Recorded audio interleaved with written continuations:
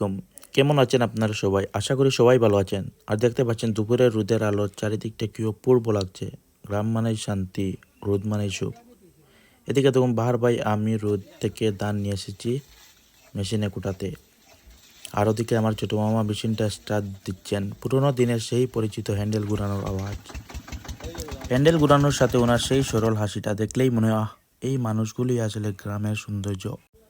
আসলে আজকাল এসব মেশিন আস্তে আস্তে হারিয়ে যাচ্ছে। নতুন নতুন আধুনিক মেশিন চলে আসছে, কিন্তু এই পুরনো মেশিনের শব্দটা শুনলেই মনে হয় ছোটবেলার সেই দিনগুলি, যেন পুরো শৈশবটা আবার চোখের সামনে ভেসে ওঠে। দেখুন কিভাবে ধান থেকে চাউল হয়ে বেরোচ্ছে, আর অন্যদিকে কুড়া আলাদা হয়ে যাচ্ছে। সেই আগের দিনের মতো সেই পুরনো অনুভূতিটা নিয়েই ধান কুটানোর গন্ধ, গ্রামের কোলাহল, আর সেই দল বেঁধে ধান কুটানোর মজাটাই আলাদা। বন্ধুরা, জীবন যতই আধুনিক হোক না কেন, গ্রামের এই মাটির গন্ধ, পুরোনো দিনের স্মৃতি আর সরল মানুষগুলির হাসি, এগুলি কখনোই পুরনো হয় না।